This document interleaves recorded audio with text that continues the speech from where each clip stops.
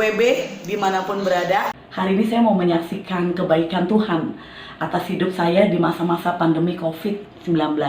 Perkenalkan, nama saya Agus Rehulina.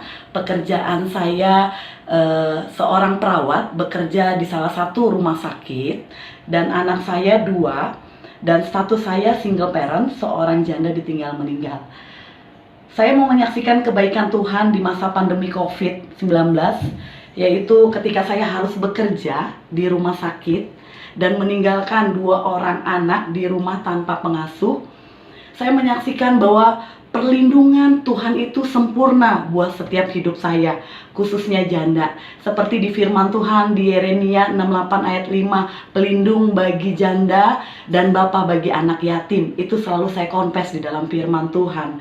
Yang mau saya saksikan di sini adalah ketika saya harus dinas di rumah sakit, memang secara tidak langsung saya tidak menangani pasien COVID, tetapi saya bergerak di bidang klaim BPJS, menangani berkas-berkas klaim BPJS, dan itu juga salah satu sumber untuk penyebaran COVID lewat dokumen, dan saya harus memakai APD ya. Dan yang mau saya saksikan lagi, ketika masa-masa itu banyak teman seprofesi saya dan dokter yang banyak terkena COVID ya. Dan waktu itu salah satu ada dokter saya di ruangan saya yang terpapar kena COVID karena dokter itu memang menangani pasien COVID.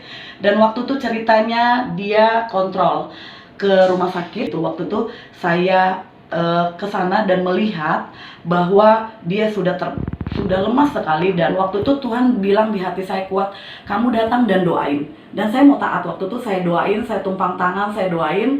Kemudian setelah amin, saya beri dia minum karena lemas banget. Dan kemudian saya konsul ke IGD. Dan waktu itu saya juga tidak takut. Habis saya ke beliau, melayani beliau, saya cuci tangan.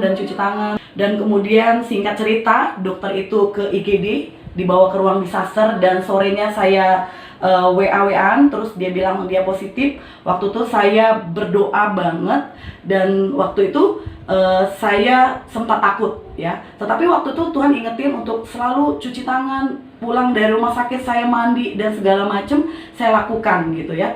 Kemudian singkat cerita dokter itu dirawat, tapi tetap saya kasih firman, tetap saya kasih lagu-lagu rohani penyemangat buat hidupnya gitu ya.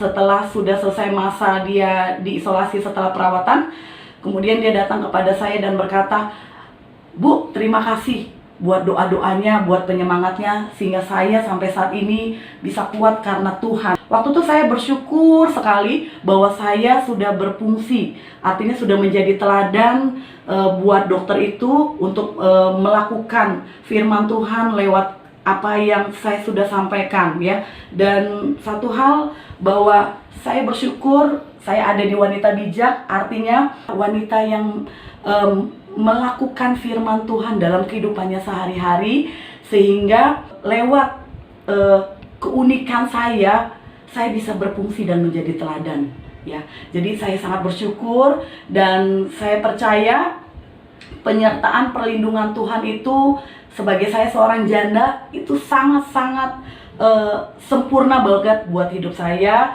Ditambah lagi saya didukung dengan konsel dan gereja yang selalu berdoa di masa pandemi ini setiap jam 8 malam. Jadi saya bawa itu teman-teman saya yang dokter perawat yang terpapar, dan saya doain, puji Tuhan, mereka satu persatu akhirnya boleh pulang karena sudah negatif.